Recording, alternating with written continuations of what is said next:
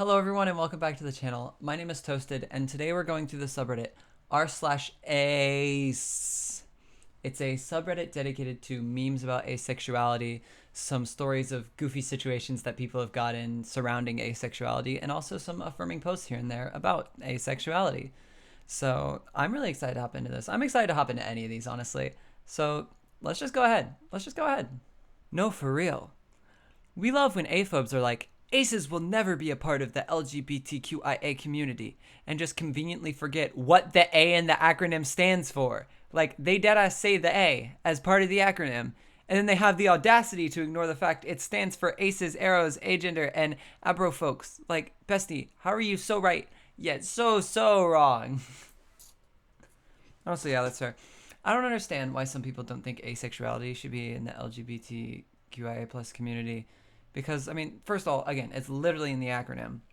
But at the same time, isn't the whole point for the LGBTQ for non-conforming sexualities and non-conforming genders?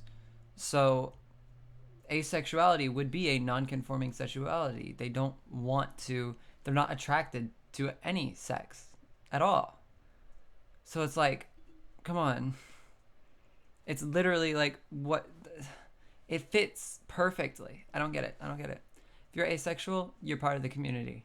I asked my mom and she said sure, so that means that you're part of the LGBTQIA plus community. I've Googled it many times, but still can't explain it. Arrows and aces knowing lots about the whole of the arrow and ace spectrums and many different microlabels. Arrows and aces trying to explain what attraction actually is. Yeah, I get that. I would consider myself to fall on the asexual spectrum. I am demisexual, meaning I'm only attracted to people who I get to know, who I'm friends with, that type of thing. So I fully understand that part, but trying to describe attraction, it's difficult for me to tell attraction with myself too. Like, it's difficult to tell whether I want to be their friend, whether I want to date them, whether I'm jealous of their body because I'm trans too. It's very difficult at times. To figure it out eventually. I'll figure it out eventually. Well, I'll figure it out eventually. It takes time figuring out the difference between all feelings and stuff, but once you actually think about it and try to figure out what it is, it'll take time, but you'll get it. I still haven't. I still need to work on that, but you'll get it eventually. You got this. The experience of being gray ace, or maybe just mine, I don't know. Inside you, there are two wolves. One is ace, the other is a slut. You are gray ace. Yeah. Yeah, that's me. That's me. I'm relating to that too much. Yeah, that's me. I have nothing to say other than that's me. Other than, it's completely fine if that's you too. If this is you, if this right here is you, that's completely fine. It doesn't make your asexuality any less valid. Just, yeah, it's just a label. You're you. You're you. If one label doesn't fit anymore, then just pick a different one. You don't have to conform to the labels that you picked out for yourself. Come on. But yeah, that's me. That's me. Yeah. Okay, so this is the first time I'm going to be doing one of these. This is just a title, and it's a question that I feel like I'm going to answer for myself, okay? It says, what is your idea of a relationship? For me, a relationship is an emotional connection you have with somebody. Relationships can be platonic, romantic, sexual, whatever. You just, in a relationship, you share a connection with somebody.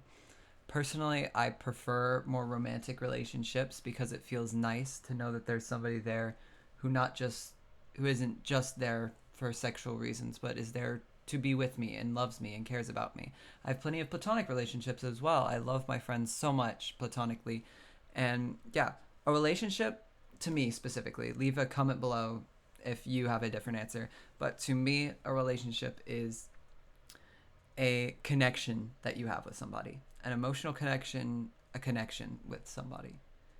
And yeah, that's how I define it. There are many different types of relationships. If your definition of a relationship doesn't match mine, that doesn't make your definition any less valid.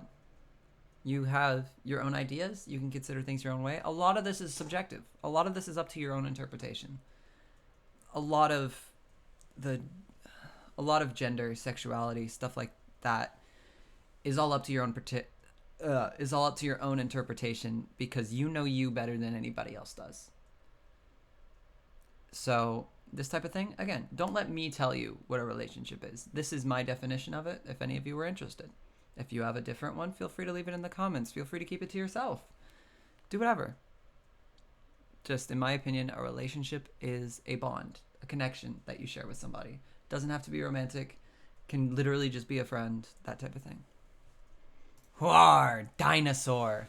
Her, what them fingers do. Me, finger dinosaur. Yeah. Oh man, I wish I had those. That looks like so much fun, honestly. Just a little finger dinosaur running. Oh, that'd be so much fun. I wish I had one of those. Does anybody know where I can get one of those? Because I really want one of those now. It looks really cool. I really want one of those. I could probably find one on Amazon. I love that. I love the finger dinosaurs so much. I just can't unsee this now. You're telling me a gar, a North American freshwater fish of the family Lepisosteidae, licked this bread? A helpful visual. Yeah, apparently makes bread really good. Imagine having the ability to lick bread and turn it into garlic bread. That sounds amazing. Infinite garlic bread. As long as you have bread, you have garlic bread. Garlic bread is delicious. Genuinely, garlic bread is so good. I wish I had the power to lick bread and then it turns into garlic bread. That would be so amazing. I do it for everything. Garlic bread's just so good. Yeah. Easy. No, for real. Shit, man. They weren't lying when they said once you figure out your sexual orientation, it comes with a gender identity crisis. Oh, that's me again. Holy shit. I figured out I was bisexual in middle school. And as you can tell by the timeline of my videos, it came with a gender identity crisis. Because I thought I was... For a while, I considered myself to be gender fluid through late middle school, early high school. I was like, oh, no, I just don't like being a guy. So then I realized I was trans and started working on that. I went NB for a while just before then because it was like, oh, well, I don't feel woman enough to identify, to use she, her pronouns yet. So I just continued to be NB until I was like, okay, maybe I can start doing this. So yeah, it's not wrong, but then also at the same time, everybody has a journey. There's a journey for everybody. I just shared mine. If you would like to share yours, go ahead. It can be definitely validating for other people who see it. It's not easy for anybody. It's never easy. There's always a level of difficulty that comes with trying to figure out who you are. Everybody has a journey. Everybody encounters their own obstacles. My obstacles are different than yours. Everybody's obstacles are different.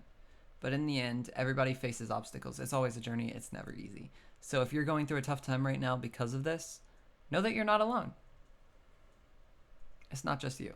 There are plenty of people who you can talk to and who've been through the same thing and can help you out. You got this. For those like me who'd like to remain childless, same. I do not want children. I hate children. They're so annoying. It's up to you to break generational trauma. Stupid.